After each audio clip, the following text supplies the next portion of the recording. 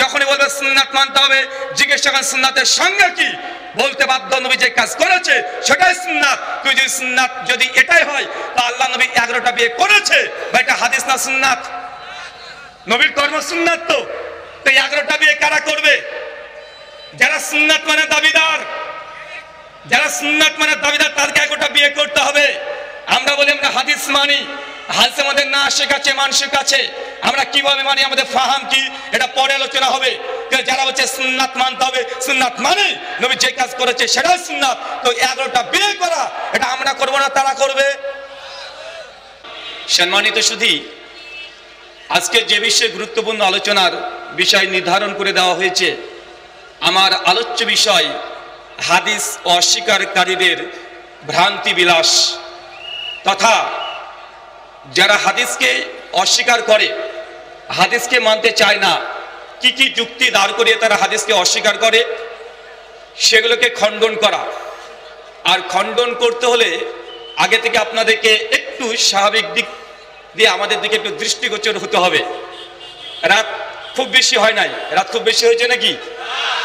কে কে ঘুমিয়ে গেছেন হাত তোলেন তো। উনি ঘুমিয়ে গেছেন, দেখেছেন ভাই? ঘুমানো মানুষ কি হাত তুলতে পারবে?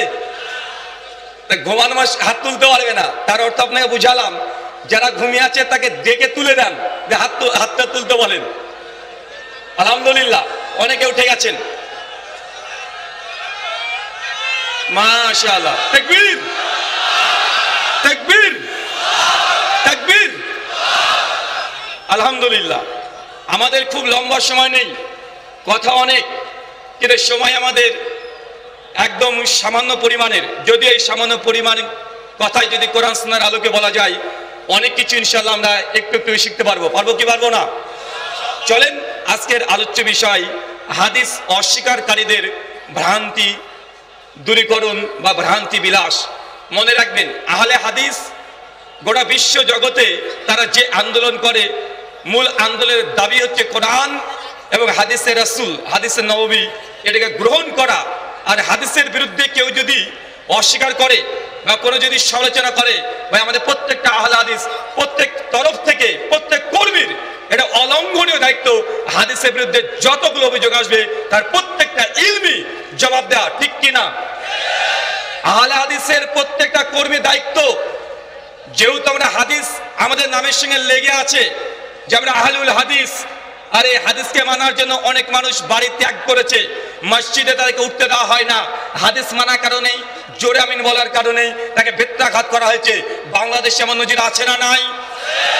তার মানে শুধু আমরা হাদিস মানবো এমনটা নয়, হাদিসের প্রতি তো আমাদের আমল থাকবে, অবশ্যই থাকবে, কিন্তু হাদিসকে নিয়ে যারা সমালোচনা করছে, এক শ্রেণীর মানুষ যারা হাদিসের মধ্যে সন্দেহ প্রকাশ করার চেষ্টা করছে, তাদের ইলমি জবাব দেওয়ার প্রয়োজন আছে না নাই?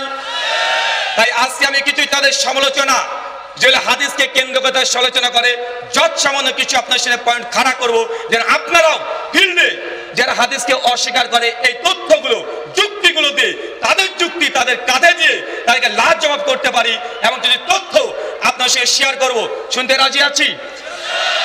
চলেন, যারা হাদিসকে অস্বীকার করে, যুগ যুগ ধরে অনেক মানুষ হাদিসকে অস্বীকার করে, অনেক রকম ইতিহাস পাওয়া যায়। কিছু কিছু সময় দেখবেন যে না, আমরা হাদিস সম্পূর্ণটাকে অস্বীকার করি, এমন সংখ্যক মানুষের সংখ্যা খুব কম। হাদিসকে অস্বীকার করার 3টে ক্যাটাগরি আছে। কয়টা? আরো জোরে, কয়টা? 3টে। এক, যে হাদিস শাস্ত্রকে পুরোটা অস্বীকার করে দেয়। 2, আমরা কিছু হাদিসকে স্বীকার করি, তাদের মানদণ্ড যেটা কোরআনের সঙ্গে সঙ্গতিপূর্ণ, আমরা সেই হাদিসগুলোকে গ্রহণ করি। 3, কিছু মানুষ আছে যে না, আমাদের মাযহাবের পক্ষে যে হাদিসগুলো আছে সেগুলো আমরা গ্রহণ করি, আর আমাদের মাযহাবের বিরুদ্ধে যদি সহিহ বুখারীর মতো হাদিসে যদি চলে আসে, তারপরে সে হাদিসকে আমরা অপব্যাখ্যা করে, আমরা তাহরিফ করে, পরিবর্তন করে দিই। কয় ধরনের পেলেন? আমাদের সামনে সাধারণত 2 ধরনের মানুষকে দেখতে পাই। এক হচ্ছে নিজেদের মানহাজ বা মাযহাবের বিরুদ্ধে যদি কোনো হাদিস চলে যায়, তারা বিভিন্ন রকমের তাবিল অপব্যাখ্যা করে হাদিসকে অস্বীকার করে দেয়। 2, বাংলাদেশে এই সংখ্যাটা সবচেয়ে বেশি, কিন্তু 2 নম্বর, এরা আস্তে আস্তে মাথা চারা দিয়ে উঠছে, সেটা যে আমরা হাদিস জগৎকে পুরোটাই অস্বীকার করে দিই। ভাই আছে না নাই? অনেক গ্রামগঞ্জের শহরে, স্কুল কলেজ ইউনিভার্সিটিতে মানুষকে যখন আমরা হাদিসের কথা বলতে যাই তখন বলে যে হাদিস, তুমি হাদিস কি করছো? হাদিস তো 200 বছর পরে লেখা হয়েছে, তুমি কোরআনের কথা বলো। ভাই এমন শব্দ শোনা যায় কি যায় না? চলেন আগে আমরা ছোট থেকে বড় দিকে যাব। প্রথম ছোট দিক কোনটা? যে আমাদের মাযহাবের বিরুদ্ধে যত হাদিস যাবে প্রত্যেকটা হাদিসকে অস্বীকার করে দেওয়ার গ্রুপ আছে না নাই? তাদের ছলা কৌশল হচ্ছে এইটা, আমজনতাকে বোঝাচ্ছে যে দেখেন হাদিস বুখারীতে থাকলে মানা যায় না, হাদিস সহিহ মুসলিমে থাকলে মানা যায় না, হাদিসের সনদ যদি সহিহ হয় তারপরে মানা যায় না। উদাহরণ, আল্লাহ নবী সহিহ বুখারী কিতাব তাহারাত 224 নম্বর হাদিসে আল্লাহ নবী দাঁড়িয়ে পেশাব করেছে। আহলে হাদিস তোমরা হাদিস মানার দাবিদার, তাহলে তোমরা কেন দাঁড়িয়ে পেশাব করো না? ভাই আছে না নাই? অনেকে তো সুর দিয়ে বলে নবীর হাদিস মানা যাবে না, মানতে হবে সুন্নাত। ভাই এই টুনে কথা শুনেন নাই যে হাদিস মানলে গোমরাহ পথভ্রষ্ট হয়ে যাবে? কারণ আল্লাহ নবী দাঁড়িয়ে পেশাব করেছে, নবী 11টা বিয়ে করেছে, এটাও হাদিস, নবী মেরাজে গিয়েছে, এটাও হাদিস, নবীজি এই কাজ করেছে, এটাও হাদিস। এই বলে মানুষকে বিভ্রান্ত করে বলছে দেখেন অত হাদিস হলেই হাদিস মানা যায় না, তবে মানতে কি হবে? সুন্নাত। নবী যে কাজগুলো করেছে সেটা সুন্নাত। তাহলে এইভাবে বলছে, মানে এটাও এক ধরনের হাদিসকে অস্বীকার করা, যেটা আমরা সর্বদা বাংলাদেশ থেকে শুরু করে এই বারে সাগির ভারত, বাংলাদেশ, পাকিস্তানে এই ফিতনা নতুন করে আবিষ্কার হয়েছে ব্রিটিশ আমলে। কোন আমলে? ব্রিটিশ আমলে। এই আন্দোলন কোনোদিন ছিল না যে আমরা হাদিস মানবো না সুন্নাত মানবো। কেন? মুহাদ্দিস এবং ফুকাহাদের দৃষ্টিকোণ থেকে হাদিস আর সুন্নাতের মধ্যে কোনো পার্থক্য নেই। সুন্নাত ব্যাপক অর্থে ব্যবহার করা হয়। মুহাদ্দিসগণ যখন আকীদার উপরে গ্রন্থ রচনা করেছে তখন কিতাব সুন্নাহ এই নামে গ্রন্থ আছে না নাই? ইমাম লালকে রাহিমাহুল্লাহর কিতাবুস সুন্নাহ গ্রন্থ আছে, ইমাম মানাফি রাহিমাহুল্লাহর কিতাবুস সুন্নাহ গ্রন্থ আছে। মূলত গ্রন্থগুলো আকীদার নাম দিয়েছে সুনান। সুনান আবু দাউদ, সুনান তিরমিজি, সুনান নাসাই। ভাই এই হাদিসের গ্রন্থে কি শুধু সুন্নাত আছে না হাদিস আছে? শুধু হাদিস আছে না সুন্নাত আছে? এটা হাদিসও আছে আবার সুন্নাতও আছে। যখন তারা বলবে যে হাদিস মানা যাবে না সুন্নাত মানতে হবে, ওই ব্যক্তিকে পাল্টা প্রশ্ন করেন যে হুজুর আপনার কথা ধরে নিলাম, বুঝে নিলাম যে হাদিস মানা যাবে না সুন্নাত মানতে হবে, তো হাদিস কাকে বলে? হাদিস কাকে বলে? আল্লাহ নবীর কথা, আল্লাহ নবীর কাজ, আল্লাহ নবীর সমর্থন এবং নবীর শারীরিক গঠন, এই চারটিকে মুহাদ্দিসদের পরিভাষায় হাদিস বলা হয়। এগুলোর জন্য কোনো রেফারেন্সের প্রয়োজন নেই। যারা বলছে হাদিস মানে সুন্নাত মানতে হবে, তাকে পাল্টা প্রশ্ন করে বলেন যে ভাই সুন্নাত কাকে বলে? উনি ধরেন চট করে জবাব দিয়ে বলবে সুন্নাত মানে নবী যে কাজ করেছে এটাকে সুন্নাত বলে। কথাকে বুঝতে পারলেন? হাদিস কি? নবীর কথা কাজ সমর্থন। যদিও সুন্নাতের অর্থ মুহাদ্দিসগণ এটাই করেছে, নবীর কথা কাজ সমর্থন। যারা সুন্নাত মানার দাবিদার, হাদিসকে অস্বীকার করছে, তাদের সুন্নাতের সংজ্ঞা নবী যে কাজ করেছে ওটাই সুন্নাত। দাবি কি? হাদিস মানা যাবে না, সুন্নাত মানতে হবে। এর পাল্টা প্রশ্ন আপনারা করেন টিট ফর ট্যাট, প্রত্যেকটা আহলে হাদিস এর জবাব আপনি জেনে রাখেন। যখনই বলবে সুন্নাত মানতে হবে, জিজ্ঞেস করেন সুন্নাতের সংজ্ঞা কি? বলতে বাধ্য নবী যে কাজ করেছে সেটাই সুন্নাত। তুই যদি সুন্নাত যদি এটাই হয় তা আল্লাহ নবী 11টা বিয়ে করেছে, বা এটা হাদিস না সুন্নাত? নবীর কর্ম সুন্নাত। তো 11টা বিয়ে কারা করবে? যারা সুন্নাত মানে দাবিদার। যারা সুন্নাত মানে দাবিদার তাদেরকে 11টা বিয়ে করতে হবে। আমরা বলি আমরা হাদিস মানি, হাদিসের মধ্যে না শেখাচ্ছে মানসিক আছে। আমরা কিভাবে মানি, আমাদের ফাহাম কি, এটা পরে আলোচনা হবে। যারা বলছে সুন্নাত মানতে হবে, সুন্নাত মানে নবী যে কাজ করেছে সেটাই সুন্নাত, তো 11টা বিয়ে করা এটা আমরা করবো না তারা করবে। মানে মাথায় ঢুকেছে কি না ঘুম থেকে উঠেছেন মাথার উপর দিয়ে চলে যাচ্ছে? আচ্ছা দাঁড়িয়ে পেশাব করেছে, এটা নবীর কর্ম নয়, এটা নবীর কাজ নয়। সুন্নাত কি? নবী যে কাজ করেছে। তো যারা বলছে দাঁড়িয়ে পেশাব করবে এটা আহলে হাদিস, যে না এটা তোমরা করো আগে, কারণ তোমরা বলছে সুন্নাত মানে দাবিদার, সুন্নাত তো নবীর কর্ম। 3, যারা বলছে হাদিস মানবো না তাদেরকে বলেন ভাই জান্নাতের যে বর্ণনা আল্লাহ নবী মেরাজে গিয়েছিলেন, যাওয়ার পরে জান্নাতের বর্ণনা দেখে এসেছে, নবী জবান দিয়ে বলেছে এলে হাদিস না সুন্নাত? নবীর কথা হাদিস না সুন্নাত? এটা হাদিসের মধ্যে অন্তর্ভুক্ত। যারা বলছে হাদিস মানা যাবে না তাদেরকে বলেন জান্নাতের যতগুলো বর্ণনা আছে অস্বীকার করে দেখে একবার। জাহান্নামের বর্ণনা আছে না নাই? এটা হাদিস না সুন্নাত? তাদের পরিভাষায় গেলে এগুলো হাদিস। তো জাহান্নামের এই ভয়ঙ্কর আযাবের কথা অস্বীকার করে দেখো, কবরের আযাব এটা হাদিস না সুন্নাত? এটাও হাদিসের অন্তর্ভুক্ত তাদের পরিভাষা অনুযায়ী। তার মানে আমরা এখান থেকে বোঝানোর চেষ্টা করছি যারা বলছে হাদিস মানতে হবে না সুন্নাত মানতে হবে, তাই 3-4টে জবাব দেন ইনশাআল্লাহ দেখবেন আপনার সামনে তারা এমন ভাবে মাথাটাকে নত করে দিবে, মনে হবে যে আপনি একজন সাপুরে সাপকে বসে নিয়ে চলে এসেছেন। জবাব আসবে না ইনশাআল্লাহ। অনেক তারা এরকম কথা আলোচনা করেছে, আমাদের তরফ থেকে যেমন জবাব দিয়েছে, জবাব এখন পর্যন্ত আসে নাই।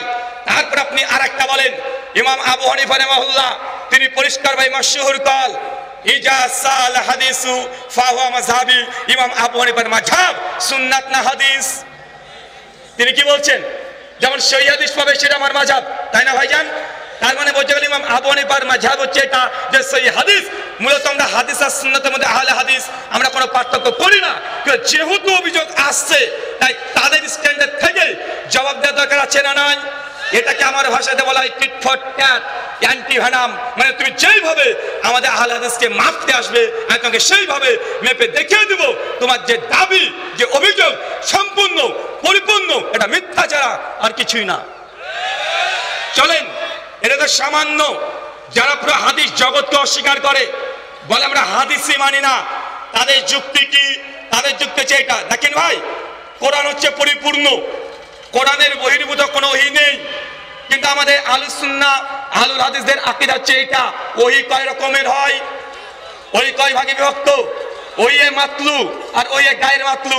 ওহী মাতলু মানে সম্পূর্ণ আল কোরআন যেটা তেলাওয়াত করা হয়, আর ওহী গায়র মাতলু যেটা ভাব করছে আল্লাহর, আর ভাব সম্প্রসারণ করছে মুহাম্মদ সাল্লাল্লাহু আলাইহি সাল্লাম।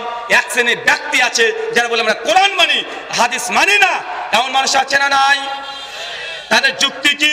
যে কোরআনটা পরিপূর্ণ, আল্লাহ নবীর উপরে যে গ্রন্থ অবতীর্ণ হচ্ছে কোরআন, হাদিস অবতীর্ণ হয় নাই, অতএব যে গ্রন্থ অবতীর্ণ হচ্ছে সেটা কোরআন, তাই আমরা হাদিস মানি না। এখন আমাদের সঙ্গে তাদের ডিল করতে হবে আলাদাভাবে।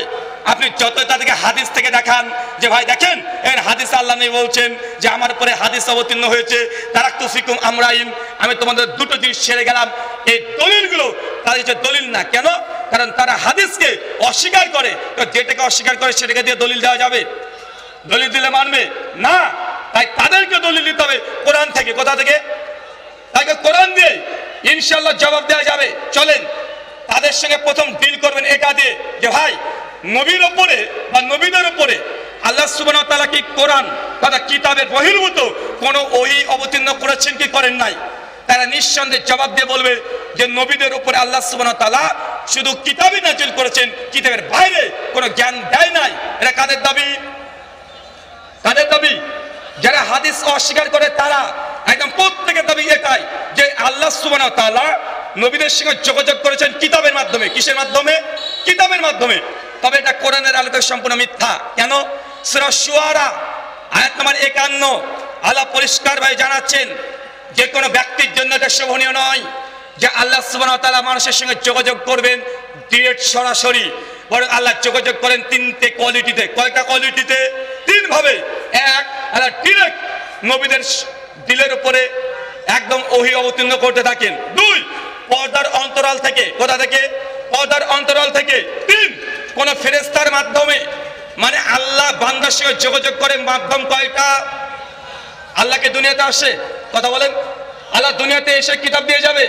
আল্লাহ তো আসেন না। তা আল্লাহ সুবহানাহু ওয়া তাআলা তিনি যে ওহী করবেন, ওহী করে ওই রাস্তা পদ্ধতি কয়টা? সূরা শুআরার 51 নম্বর আয়াত থেকে আমরা পাই তিনটা। এক, আল্লাহ ডাইরেক্ট ওহী নবীদের হৃদয়ের মধ্যে মানে মুখস্থ করে দেয়, সিনাতে দিয়ে দেয়। দুই, ফেরেশতা জিবরিল এসে কিছু কিছু ওহী দিয়ে যায়। তিন, আল্লাহ পর্দার অন্তরাল থেকে নবীদের সঙ্গে কথা বলে। উদাহরণ দিই আপনি বুঝতে পারবেন।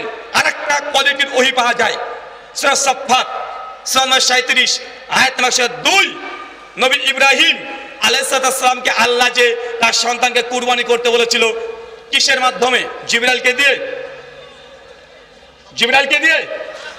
কিভাবে? স্বপ্নে। তার মানে বোঝা গেল নবীদের স্বপ্ন এটা আল্লাহ সুবহানাহু ওয়া তাআলা নবীদের সঙ্গে যোগাযোগ করার মাধ্যম। মানে নবীদের স্বপ্ন এটা ওহী।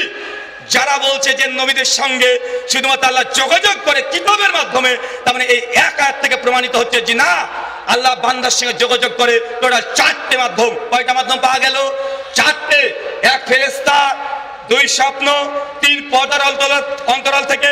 আর চার নাম্বার ডাইরেক্ট আল্লাহ ওহী দিয়ে দেয়। এই চারটে পদ্ধতি। এবার যারা হাদিস হাদিসকে অস্বীকার করে, যার নিজেদেরকে দাবি করছে আমরা আহলে কোরআন, তাহলে পাল্টা প্রশ্ন করেন, বলেন তো ভাইজান আমাদের কাছে যে আল কোরআন এসেছে এটা কে দিয়েছে? বলবে জিবরাইল এসে দিয়েছে।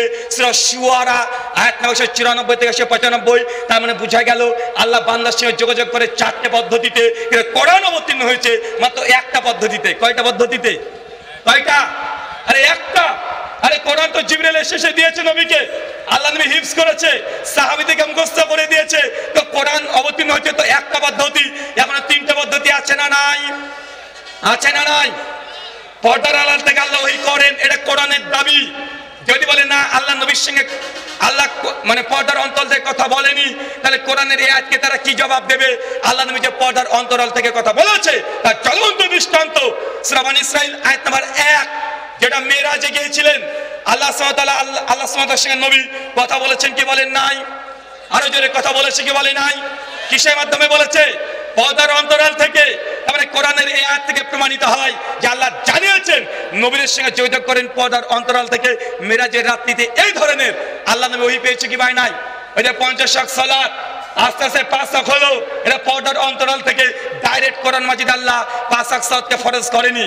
3 তাদেরকে প্রশ্ন করেন যে আল্লাহ নবীর 23 বছর জীবনী, নবুয়ত জীবনী, এই জীবনীতে জীবনে আল্লাহ নবী কখনো স্বপ্ন দেখেছে? কথা বলেন। স্বপ্ন দেখা সম্ভব কি সম্ভব নয়? নবী স্বপ্ন দেখেছে কি দেখে নাই? আরে নবীর স্বপ্ন তো দেখবে, মানুষের ফিতরাত এটা। কেউ যদি বলে যে না 23 বছর জীবনীতে নবী স্বপ্ন দেখে নাই, এটা মানুষের ফিতরাতের বাইরে। আর আমরা কোরআন থেকে জেনে নিয়েছি যে স্বপ্ন হচ্ছে এক প্রকারের ওহী, নবীদের স্বপ্ন হচ্ছে সত্য। নবী ঈসা আলাইহিস সালাম স্বপ্ন দেখেছে, ইব্রাহিম নবী স্বপ্ন দেখেছে, তা আল্লাহ নবী জীবদ্দশা থেকে স্বপ্ন দেখে নাই। যদি স্বপ্ন দেখে তো সেই স্বপ্নটা ওটাকে কোরআনে থাকবে না নবীর জীবনীতে আলাদাভাবে থাকবে? কোন দিকে থাকবে? মানে কথা কি খুব ভারী হচ্ছে আপনাদের জন্য? আগে ওহীটা বোঝেন, কারণ আমাদের দাবি সকল বিধান বাতিল করো, ওহীর বিধান কায়েম করো। কিন্তু কেউ যদি বলে আমরা এক প্রকার ওহী মানি, বাকি 4 প্রকার ওহী আমরা মানি না, তাদেরকে জবাব এটাই যে আল্লাহ নবী 23 বছর জীবনীতে অবশ্যই নিশ্চিত তিনি কোন স্বপ্ন দেখেছেন, আর সেই স্বপ্ন সেটা কোরআনে কখনো থাকা সম্ভব নয়। এটার জন্য আলাদা কোনো গ্রন্থ রাখবে, সেটাকে আমাদের ভাষাতে আমরা বলি হাদিস। কি বলি? হাদিস। তার মানে বোঝা গেল 4টে পদ্ধতি আল্লাহ নবীর সঙ্গে যোগাযোগ করেছেন। চলেন আরো কিছু প্রমাণ দিই। চাচা, নবী আদমের নাম শুনেছেন? শুনেছেন? কে কে শোনেন না একটু হাত তোলেন। আমার কথা বোঝা যায় না? নবী আদম আলাইহিস সালাম নবীর নাম কে শোনেন নাই? তারা একবার হাত তোলেন। কি রে ভাই, সবাই শুনেছেন তার মানে? আচ্ছা, তাদের দাবি কি? যে আল্লাহ নবীদের সঙ্গে যোগাযোগ করে কিতাবের মাধ্যমে, কিতাবের বহির্ভূত আল্লাহ নবীদের সঙ্গে কন্ট্যাক্ট করে না, ওহী দেয় না।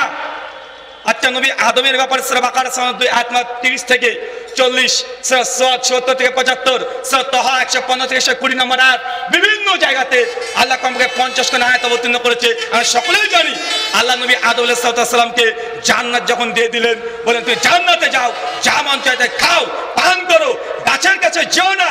এই যে নবী আদমের সঙ্গে আল্লাহ কথা বলেন জান্নাতে, এই কথাগুলো নবী আদমকে কি আল্লাহ কোরআন মানে কোন কিতাবের মাধ্যমে দিয়েছে না ডিরেক্ট বলেছে? বুঝতে পারলেন না মনে হয়?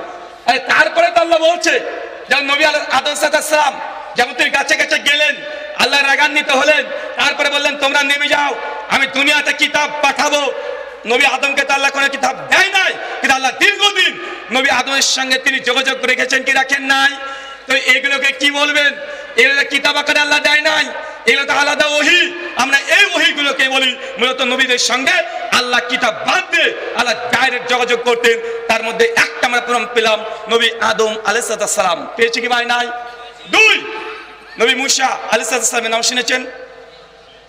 তাকে তওরাত কখন দেওয়া হয়েছে? মূসা নবী তওরাত কখন পেয়েছে? সূরা হুদ খোলেন, সূরা নূহ আয়াত 14 থেকে 64 পর্যন্ত ডিটেইল পড়তে থাকেন। নবী মূসা আলাইহিস সালামকে আল্লাহ তওরাত দিয়েছে, যখন ফেরাউনকে পানিতে চুবিয়ে ডুবিয়ে মেরে দিয়েছে।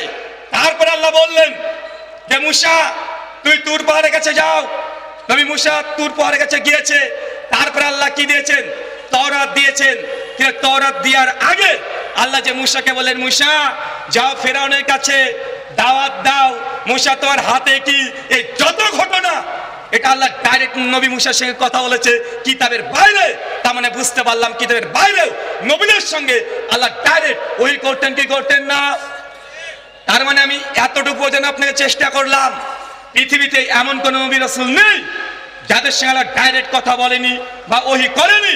যে কোনো মাধ্যমে আল্লাহ ওহী করে জানিয়ে দিয়েছেন, কিন্তু কিতাব এসেছে অনেক পরে। তো এটা যদি হয়, নবী ঈসা আলাইহিস সালামের জীবনী পড়েন, তাকেও দেখবেন তার নবুয়তের আগেই আল্লাহ সুবহানাহু ওয়া তাআলা এমনি তিনি কথা বলেছেন, বিভিন্ন রকম ফেরেশতা পাঠিয়ে তাকে জানিয়ে দিয়েছেন। সূরা সাফফাত পড়েন 102 নম্বর আয়াত, ঈসা আলাইহিস সালাম যে দুনিয়াতে জন্মগ্রহণ করবে, এটা নবী ইব্রাহিমকে কে জানিয়েছে? ফেরেশতার মাধ্যমে। তার মানে বোঝা যাচ্ছে ফেরেশতার মাধ্যমে যে ঈসাকে জন্ম হবে, নিঃসন্দেহে সহিফায় ইব্রাহিমে আল্লাহ অবতীর্ণ করেনি। এটা গ্রন্থ ছাড়া আলাদাভাবে যোগাযোগ করা এতগুলো ঘটনা, যে কোনো নবী, শুধু জাস্ট নুক্তাগুলো আপনাকে বের করে দিলাম। এখন জীবনী যখন পড়বেন তখন আপনি নিজে বুঝতে পারবেন যে আল্লাহ বান্দার সঙ্গে কিতাব বাদ দিয়ে আল্লাহ যোগাযোগ করতেন। আল্লাহ সুবহানাহু ওয়া তাআলা তুমি আমাদের বোঝার তৌফিক দান করো, সকলে পড়ি আমিন। সম্মানিত শুধুই এখন অনেক মানুষের প্রশ্ন, বিশেষ করে বাংলাদেশে তার নাম নিচ্ছি না, তারা বলছে যে ভাইজান বুঝলাম সব কথা, তো হাদিস যে মানতে হবে, আর হাদিসের সনদ আছে, কোরআনের সনদ লাগে না কেন? ভাই বলে কি বলে না যে হাদিসের সনদ লাগে, কোরআনের সনদ কই? আমার জবাব, ভাই কোরআনের সনদ নেই। কোরআনে মূলত 3টে সনদ আছে। কয়টা? এক, প্রথমে আল্লাহ, তারপর জিবরিল, তারপর নবী মুহাম্মদ সাল্লাল্লাহু আলাইহি ওয়াসাল্লাম, তারপরে সাহাবী। এটা কি কথা বলেন? এটা সনদ নাই। কোরআনে যে সনদ, হাদিসে অনুরূপ সনদ পাওয়া যায়। তাছাড়া আমাদের গোটা বিশ্বে যতগুলো কোরআন এখন প্রচলিত আছে, অধিকাংশ কোন কোরআন? হাফস কিরাত। হাফস কিরাতের সনদ আছে না নাই? ইবনে মাসউদের আলাদা কিরাত, ইবনে আব্বাসের আলাদা কিরাত, এগুলো নিয়ে আলোচনা করতে চাই না, অনেক গভীর আলোচনা। তাই যারা বলছে যে হাদিসের সনদ লাগে, কোরআনের সনদ লাগে না, এরা কোরআনের ইতিহাস সম্পর্কে নিজেরাই তারা কোনো কিছু জ্ঞানই রাখে না। চলেন আরেকটা অভিযোগ।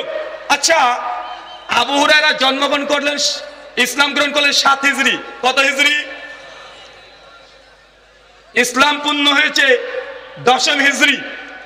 নবী মৃত্যুবরণ করেছে 11 হিজরি। তাহলে আবু হুরায়রা সব জায়গায় কিভাবে বেশি হাদিস বর্ণনা করতে পারলেন? একটা অভিযোগ আছে না নাই? এটা তো মানে যৌক্তিক একটা কারণ যে আবু বকরের হাদিস খুব বেশি পাওয়া যায় না, ওমরের হাদিস খুব বেশি পাওয়া যায় না, ওসমানের হাদিসে খুব বেশি পাওয়া যায় না। তো আবু হুরায়রা 7 হিজরিতে ইসলাম গ্রহণ করেছে। খাইবারের যুদ্ধের পরে মাত্র 3 বছর হাদিস চর্চা করেছে। 3 বছরে সবচেয়ে বেশি হাদিস তিনি মুখস্থ করলেন কিভাবে? এই বলে তারা অভিযোগ এনেছে। নতুন অভিযোগ, জবাব লাগবে কি লাগবে না? আচ্ছা বলেন তো, 1 বছর কত দিনে হয়? 365 দিন। 3 বছর সমান কত দিন? 1095 দিন। আপনার জন্য অঙ্ক করে নিয়ে এসেছি, চিন্তা করেন না। 3 বছর মানে কত? 1095 দিন। আবু হুরায়রা হাদিস মুখস্থ করার জন্য সময় পেয়েছে 3 বছর তথা 1095 দিন। আবু হুরায়রা হাদিস কতগুলো বর্ণনা করেছে? কতগুলো? বিভিন্ন বর্ণনা আছে, কমপক্ষে 5,500। আপনি এটাই ধরে নেন, বা 5,000, 6,000 ধরে নেন যে আবু হুরায়রা 6,000 হাদিস তিনি মুখস্থ করেছেন। সময় কতদিন লেগেছে? 1095 দিন। গোটা বাংলাদেশে যারা কোরআনের হাফেজ হয়, কোরআনের আয়াত কতগুলো আছে? 6,236টা। মুখস্থ করতে সময় কতদিন লাগে? 6 মাস, 7 মাস, 1 বছর, 1.5 বছর, 2 বছর, 2.5 বছর। তো কোরআন গোটা যদি 6,236টা আয়াত যদি একটা বাচ্চা শিশু যদি মাত্র 2 বছর, 1.5 বছর, 1 বছর মুখস্থ করতে পারে, আবু হুরায়রার মতো সাহাবী 3 বছরে মাত্র 5,000 হাদিস মুখস্থ করা, এটা কোনো ব্যাপার? কথা বলেন তো। হাদিসের মধ্যে তো অনেক ভাগ আছে, যে নবীকে কিভাবে নামাজ পড়তে দেখলেন, এটা কি মুখস্থ করার জিনিস না দেখেছে বলে দিতে পারবে? কথা বলেন। নবীজির শারীরিক গঠন আবু হুরায়রা বর্ণনা করেছে, এটা কি মুখস্থ করার জিনিস না দেখে মানে দেখে সে গোটাটা বলে দিতে পারবে? পারবে। তার মানে আমরা বুঝলাম আবু হুরায়রা রাদিয়াল্লাহু আনহু 1095টা দিন তিনি পেয়েছেন।